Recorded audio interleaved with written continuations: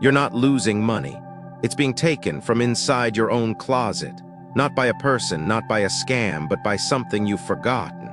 A bag, not torn, not stolen, just quietly waiting behind your winter coats, behind the "I'll deal with it later." Maybe you carried it to meetings. Maybe it held your wallet through one of the hardest years of your life. Maybe it still smells like airports and deadlines and months where you had to stretch every dollar. And maybe, without realizing it, you let it stay. That's the mistake. Because energy doesn't pause just because you do, it collects. And in objects we keep but no longer love, it settles into the fabric, into the shape, into the silence. That old bag, it's not neutral. It's holding onto a version of you that worked too hard, worried too much, and carried too much weight. And every day it sits there, it doesn't just store old receipts, it stores old energy. Heavy energy. Energy that tells your home and your subconscious, this is the life we still live. So the luck doesn't move, the wealth doesn't stick. The motivation slips through cracks you can't see. This isn't about clutter, it's about invisible loyalty to an identity you've outgrown. If money feels tight, if opportunity feels just out of reach, don't ask the universe why. Ask your home. Ask what it's still holding onto. Today we're going to talk about that one bag, the one that's been stealing from you in silence, and how a small shift, removing it, replacing it, can change what's allowed to enter your life next. Part 1, you don't use IT, but it's still using your energy. You haven't touched it in years. Maybe you didn't even notice it was still there, folded behind a jacket you never wear, beneath scarves you meant to sort through but didn't. It's just a bag, you don't carry it anymore. You've moved on to something newer, lighter, or more convenient. But while you've moved on, the energy inside that bag hasn't. It's still holding onto something, still pulling from you, still doing what it was doing the last time you zipped it up, absorbing everything you were going through, everything you felt, everything you carried.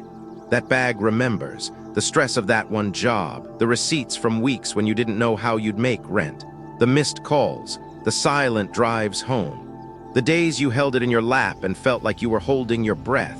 And now it sits quietly, almost invisible, in a closet you walk past every morning. But what most people don't realize is this: just because you stop using something doesn't mean it stops affecting you.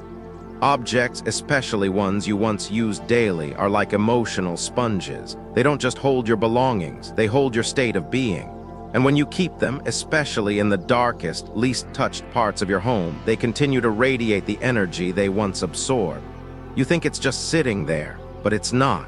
That bag is still active, still vibrating with memories, associations, and emotional weight.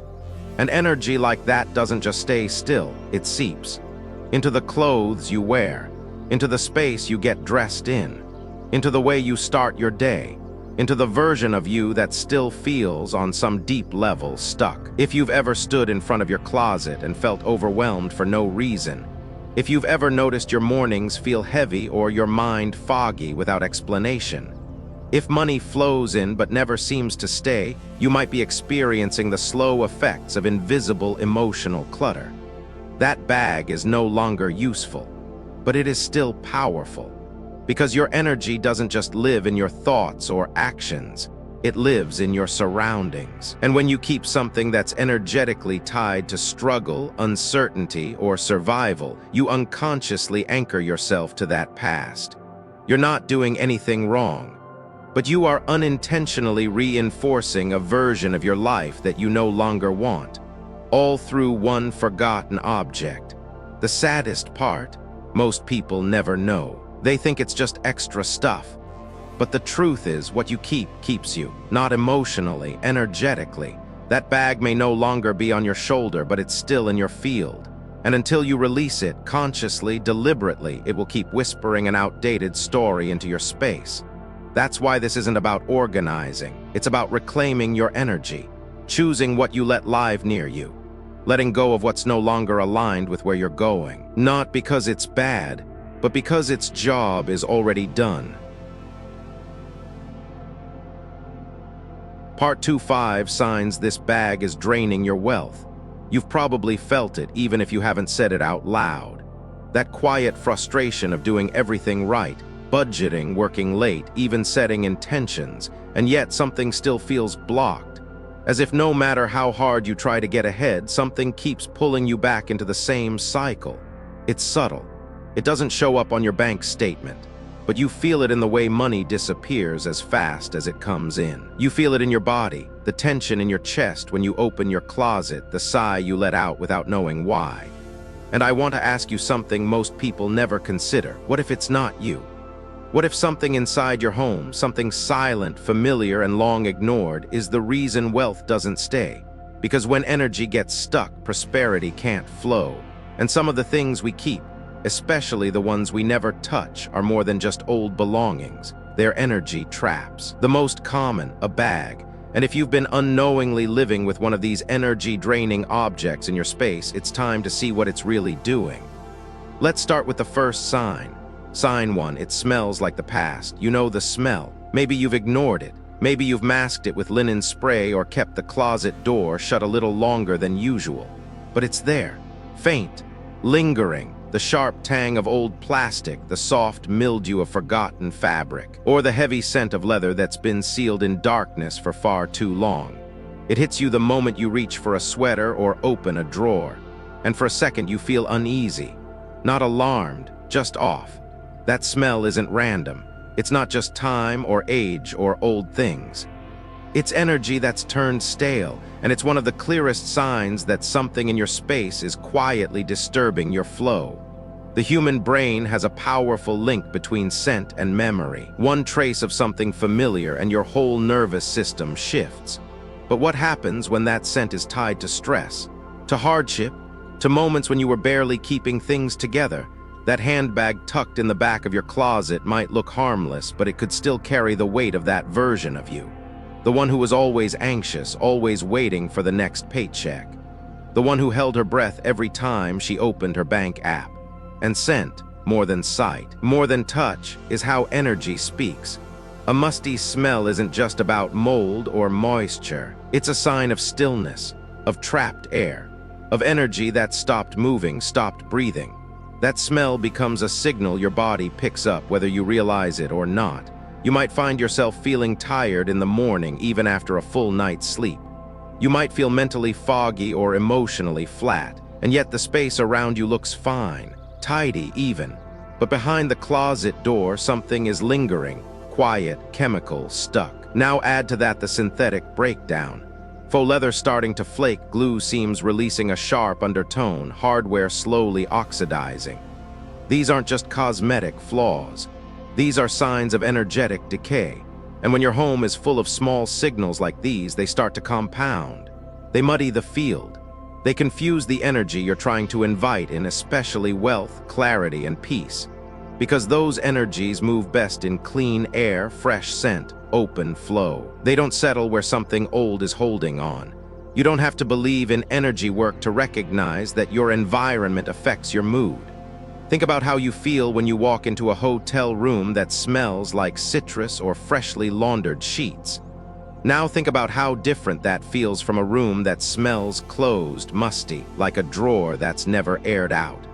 Your closet is part of your energy field. You get dressed there. You start your day there. And even if you don't notice the smell consciously, your body does. Your nervous system does. That old bag with its old scent is telling a story your spirit has already outgrown. But it's still whispering it every day. And until you remove it, or at least recognize what it's saying, you'll keep carrying a weight that no longer belongs to you. So here's the question. What scent greets you when you open your closet? And is it the scent of the life you want to keep living? Sign 2, it's lost its shape. There's something unsettling about a bag that can no longer stand on its own.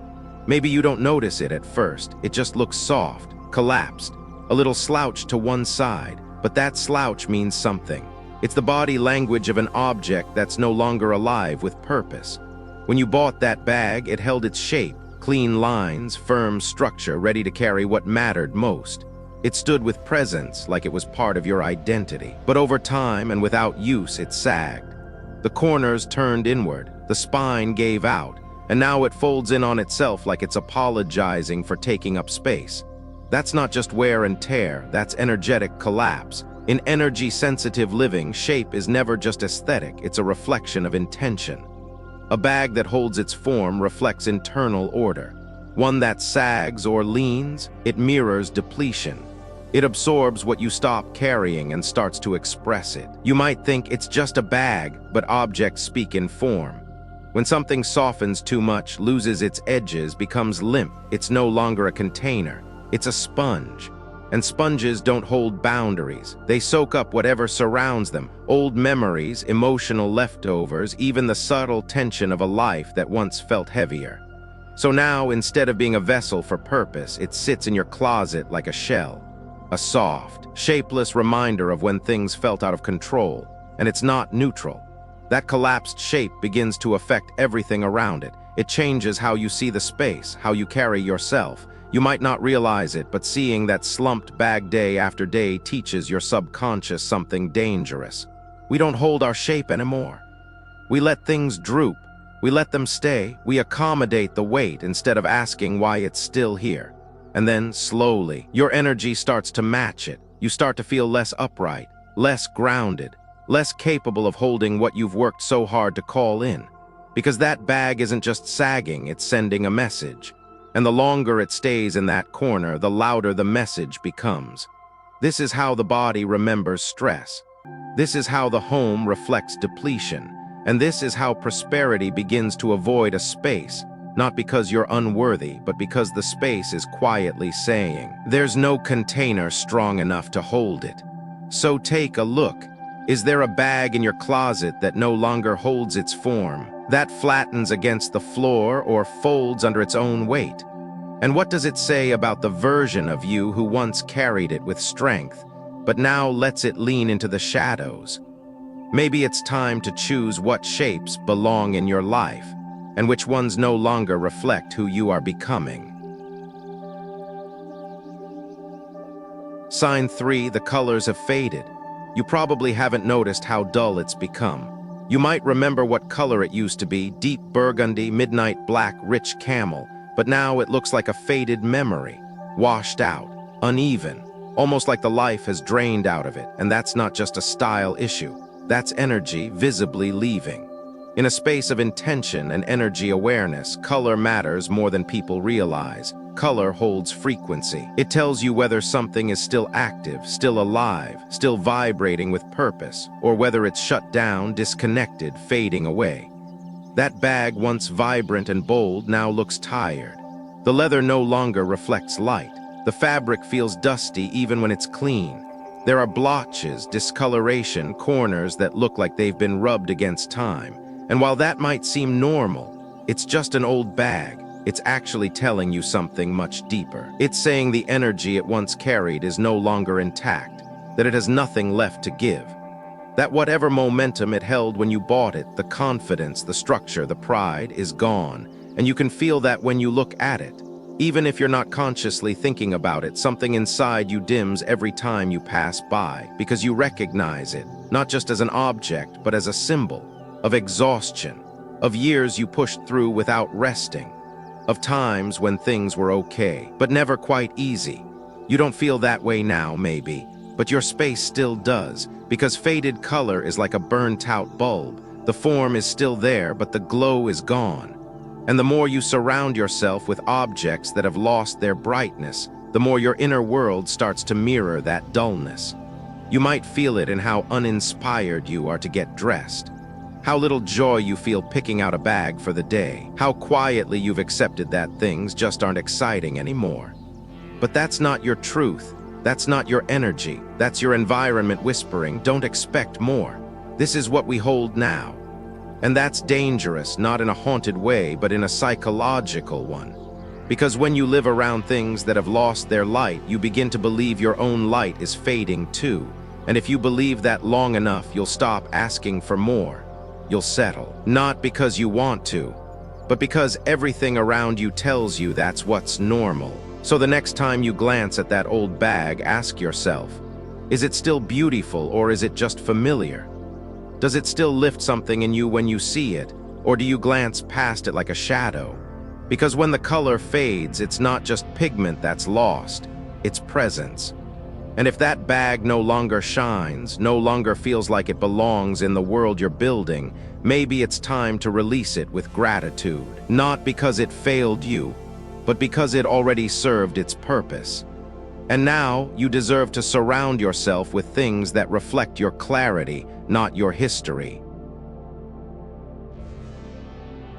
Sign 4, the materials are breaking down. You may not have noticed when it started. A little crack in the strap, a corner beginning to fray, a zipper that doesn't glide anymore, or metal that's no longer shiny but dull, maybe even rusted.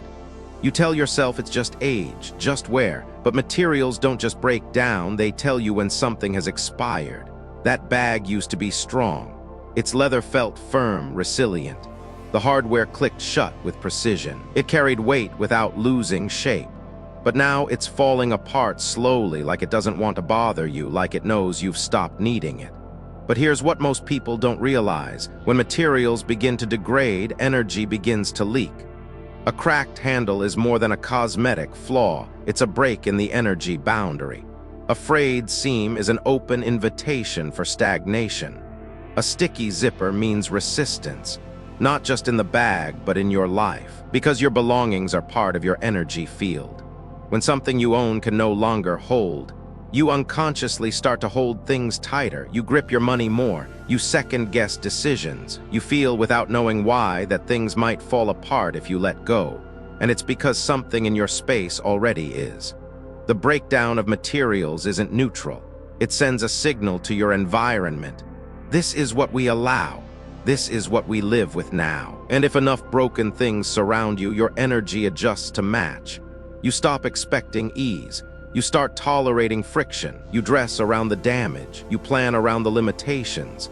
Until one day that quiet decay isn't just in the bag, it's in your habits, your self-perception, your willingness to invite new energy in. That's how energy degrades, not with a bang, but a soft surrender. And that bag, it's been surrendering for a long time. Maybe it's time you noticed. And asked yourself, what am I still carrying, even when it's already falling apart? Sign 5, it's in the wrong place. Sometimes it's not the bag itself, it's where you've left it. Hanging behind the door, slumped on the closet floor, wedged between clean blouses and pressed jackets. You didn't think twice, it was just convenient out of sight. But placement holds power, because everything in your space carries energy. Not just its own, but the energy of where it sits, what it touches, and what it shares space with. That old bag, once carried through difficult seasons, soaked in stress, maybe even grief, is now pressed against the clothes you wear out into the world. It's been touching your fresh wardrobe with its old frequency day after day. You may not see it, but your nervous system feels it. That's why some mornings feel heavier than they should. Why your outfit looks fine, but you feel off. That bag doesn't just hold the past, it's leaking it into fabric, into space, into you. And the closet, meant to be a place of preparation, confidence, clarity, becomes a silent battleground of energies that don't belong together. You think you're getting dressed for who you are now, but energetically you're stepping into the past every single time. And even more subtle is when the bag is kept low on the floor in a corner under piles of forgotten things. In energy-conscious living, low spaces collect stagnation. Darkness slows movement. Corners trap what isn't being seen. So when something symbolic, like a handbag, the container of your daily life, is shoved low and away, its energy doesn't just pause, it curdles, and the message becomes clear. There's no place for me, but I'm still here. That kind of energy builds quietly and it spreads. So ask yourself, where is that old bag right now? And more importantly, what is it touching? What is it speaking to silently every day? If it's next to what you love, what you wear, what you present to the world, it might be time to separate them, to clear a boundary between the version of you who carried that weight and the version of you who's no longer willing to. Part 3, how to create a new energy hub for prosperity. Let's be clear, removing the old bag is not enough. Energy doesn't just need space, it needs a new center, a focal point that's alive with intention. A signal to your environment and your subconscious that says, we are no longer surviving, we're preparing to thrive. So if you've released the bag that drained you, this is where the shift begins, not with something expensive or spiritual or trendy, but with something aligned, because energy responds to clarity. And a carefully chosen, consciously placed bag can become more than just a fashion accessory. It can become an anchor, a silent partner in your prosperity. Here's how to build it step by step. First, choose a bag that feels strong, not just new, strong. You want something with structure, integrity, presence. A bag that stands on its own even when empty. No sagging, no folding in. When a bag holds its shape, it signals your ability to hold energy. Wealth, direction, power. Look for one that feels firm but not rigid, soft but not shapeless. Avoid materials that flake, stretch, or absorb moisture. Go for leather if you love the feel of grounded elegance, or choose a technical, water-resistant fabric if you want something clean and modern. The point isn't fashion, it's energy. You want a container that tells the world, I hold what matters and I don't fall apart. Second, pay attention to color. Color isn't just style, it's frequency. What do you want to amplify? If you're looking to call in renewal, stability, or healing, lean into deep greens or earth tones. If you're craving expansion, growth, or a sense of reawakening, try soft blues or warm golds. If your energy has been scattered, muted, or stuck in grief, choose something bright, a red, a coral, something warm and unapologetically alive. And make sure the color is clear. No fading, no dullness. You're creating a vibration here, not just picking a palette. Next, activate the energy inside. A bag isn't a prosperity hub until it's been awakened, until you've turned it into a space that speaks. This is the quiet part no one tells you, the part that makes all the difference. Start by placing a lucky coin inside, any coin that feels intentional. It doesn't have to be foreign or rare, just clean, meaningful, a symbol of value. Wrap it in red cloth or paper, not because of tradition, but because red signals alertness. Life, forward movement. When you wrap your coin, you're not covering it, you're charging it, protecting its frequency. And each time you carry your bag, that coin travels with you, anchoring the idea that money is not just coming, it's staying. Add a small bottle of peppermint essential oil, sealed, not leaking. Peppermint clears out energy. It stimulates clarity. And it smells like breath, like freshness. Keep it inside your bag as a traveling diffuser, a sensory reset button. It's subtle, but you'll feel it when you need it most. Especially in moments when doubt creeps in, especially when energy dips. One inhale and something shifts. Then write a single sentence by hand, not typed, not printed, something simple, honest, and alive. I allow ease. I am open to more. Money flows to me when I am still. Don't overthink it. Just write what you're ready to believe, even if you're not there yet. Place that sentence with the coin and the oil, and you've just built a frequency cluster. Clarity, freshness, value. That's not superstition. That's a physical reminder of your alignment, something you carry without saying a word. Finally, place your bag where it can breathe. Not on the floor, not crammed behind winter coats. You're not storing it, you're honoring it. If possible, give it the top shelf, a clean space, uncluttered. No broken electronics nearby, no boxes of past paperwork. Let this bag be above the noise, above the weight of things you haven't dealt with, because placement matters. High means hope. Clean means clear. You're not just putting a bag away, you're creating an energetic gateway. Something you can see each morning and know, that's mine, that's my signal. And if you live in a small space, if top shelves don't exist and corners are limited, then choose the clearest, most accessible space you have. Keep it upright, keep it visible, keep it separate. Even if it's just 1 square foot of space, make it sacred. No clutter, no confusion. You're telling your environment, this is where prosperity lives now. This is what I'm making room for. And here's the deeper truth. It's not about the bag, not really. It's about the decision to no longer hold on to what's draining you. It's about replacing that leak with something stable, something chosen. Something that holds your energy rather than consuming it. You are allowed to create spaces that match who you're becoming, even if who you've been feels closer. You're allowed to surround yourself with clarity, even if chaos was once your comfort zone. And you're allowed to do all of that through something as simple as a handbag. This is how change begins, not with massive declarations, but with objects that carry energy, the right energy, into the world with you. Every day. Final, you don't need to believe in energy to understand that your environment affects you. The shape of what you keep, the smell in your closet, the silence of objects you haven't touched in years. These things speak even when you don't listen. They whisper stories into the walls of your home, into the fabric of your clothes, into the rhythm of your mornings. This wasn't about a bag. It was about awareness. About how easily we overlook the quietest sources of resistance in our lives. We think prosperity is about doing more, but often it starts with removing less. With identifying what's no longer aligned, what's heavy, what's faded, what's broken in ways we've learned to ignore. The truth is, everything in your home is either holding your energy or taking it. That bag you kept wasn't passive. It was imprinting a memory you no longer needed. A version of you that struggled, pushed, worried. And without realizing it, you let it stay. In your space, in your field, in your story. But today you made a different choice. You named what was draining you, you released it.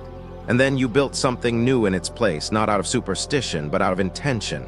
Something that reflects who you are now, not what you used to carry. That's the quiet science of energy, not woo-woo, but pattern. Input, output, attention, reaction. The more clearly you choose what surrounds you, the more clearly life responds. Because when your space is clean, clear, and aligned with your truth, everything moves easier. Money, joy, focus, freedom. So the next time something feels stuck, not just financially, but emotionally, don't just push harder. Pause, look around, ask, what in my space still belongs to an older version of me? And then let that version rest. Let that bag go. Let that chapter close, so something new has room to arrive.